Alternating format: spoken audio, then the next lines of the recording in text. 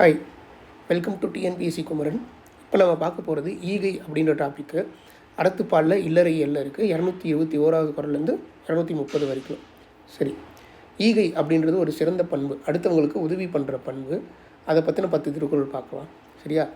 முதல் திருக்குறள், வறியவர்க்கு ஒன்று ஈவதே ஈகை, மற்றெல்லாம் குறியெதிர்ப்பை நீரதுடைத்து. இல்லாதவனுக்கு ஹெல்ப் பண்ணுறது தான் உண்மையான ஹெல்ப். மற்றதெல்லாம் ஏதோ ஒன்று எதிர்பார்த்து பண்ணுறீங்க, நான் இது பண்ணுறேன் அவன் எனக்கு இது பண்ணுவான் அப்படின்ற மாதிரி ஹெல்ப் எதிர்பார்த்து பண்ணுற விஷயம்தான் சொல்கிறாங்க. சரி, ரெண்டாவது, நல்லார் எனினும் கொளல் தீது, மேலுலகம் இல்லெனினும் ஈதலே நன்று. அதாவது நாம் ஒருத்தங்கிட்ட இறந்து போய் கேட்குறோம், அதாவது எனக்கு இது கொஞ்சம் ஹெல்ப் பண்ணி கொடுங்க அப்படின்னு ஒரு நல்ல விஷயத்துக்காக போய் கேட்டாலும் அது தப்பு தான். மேலுலகம் இல்லை, அதாவது சொர்க்கம்னு ஒன்று இல்லவே இல்லை அப்படின்னாலும் நீங்கள் பிறருக்கு உதவி பண்ணுறீங்க இல்லையா, அந்த பண்பு வந்து சிறந்த பண்பு, அது ரொம்ப நல்லது அப்படின்னு சொல்கிறாங்க. சரி, மூன்றாவது குறள், இளன் என்னும் எவ்வம் உரையாமை ஈதல் குலனுடையான் கண்ணே உல. அதாவது உங்ககிட்டருந்து ஒருத்தர் ஹெல்ப் கேட்க போகிறான், அவனை பார்க்குறீங்க, ஒருத்தரை பார்க்குறீங்க, அவர்கிட்ட ஒன்றுமே இல்லை, அவர் உங்ககிட்ட சொல்ல போகிறார், இந்த மாதிரி என்கிட்ட ஒன்றுமே இல்லைங்க, எனக்கு ஒரு ஹெல்ப் பண்ணுங்களேன், எனக்கு பசிக்குது, ரொம்ப சாப்பாடு வாங்கி கொடுங்களேன். அந்த மாதிரி ஒருத்தர் சொல்கிறதுக்கு முன்னாடியே நீங்களே போய் ஹெல்ப் பண்ணுறீங்க பார்த்தீங்களா, அந்த குணம் உயர்குடியில் பிறந்தவங்களோட குணம் அப்படின்னு சொல்கிறார். இது ஒரு மீனிங். இன்னொரு மீனிங் என்ன சொல்கிறாங்கன்னா, உங்ககிட்டயே ஒன்றுமே இல்லை, இளன் என்னும் எவ்வளோ முறையாமை, அதாவது உங்ககிட்டயே ஒன்றுமே இல்லை, அந்த என்கிட்ட ஒன்றுமே இல்லை அப்படின்னு சொல்லாமல் கேட்டு வரவங்களுக்கு ஹெல்ப் பண்ணுறீங்க இல்லையா, அந்த குணமும் உயர்ந்த குடியின் குணம் அப்படின்னு சொல்கிறாங்க.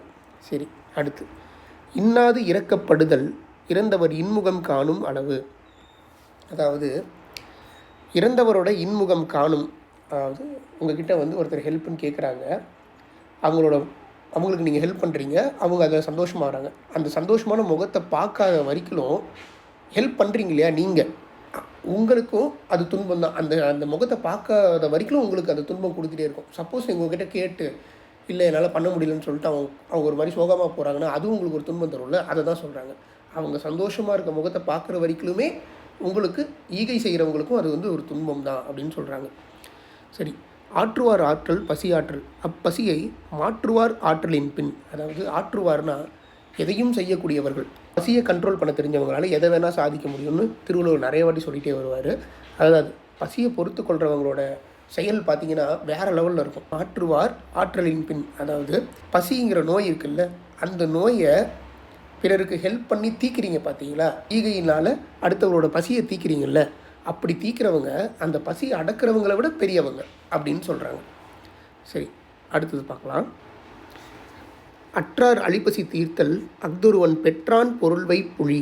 அப்படின்னா பொருள்வை புலின்னா நம்ம சேர்த்து வைக்கிற இடம்.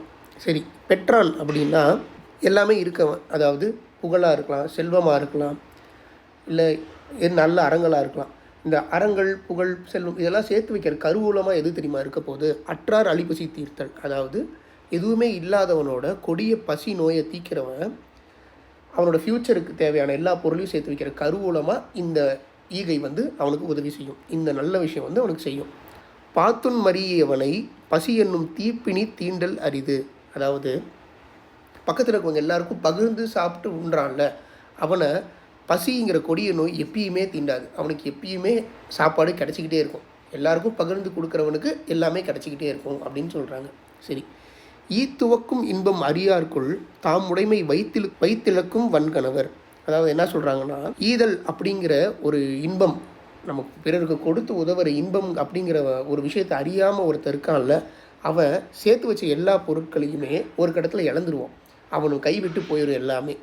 அதுதான் தாமுடைமை வைத்திழக்கும் வன்கணவர் அப்படின்னு சொல்கிறாங்க. சரி, இரத்தலின் இன்னாது மன்ற நிரப்பிய தாமே தமியர் உணல். அப்படின்னா இறந்து கேட்குறத விட துன்பம் தரது எது தெரியுமா?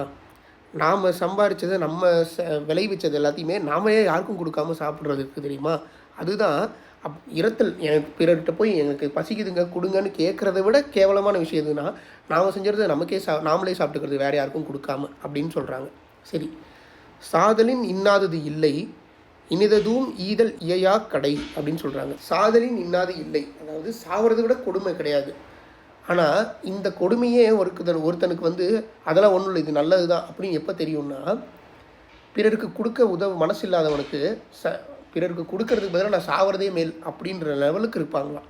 அதுதான் சாதலின் இன்னாது இல்லை இனிததும் ஈதல் இயையா கடை பிறனுக்கு கொடுக்கறத விட நான் சாகிறதே மேல் அப்படின்னு நினைப்பானுங்களாம். சரி, ஓகே. அடுத்த 10 நெக்ஸ்ட்டில் பார்ப்போம்.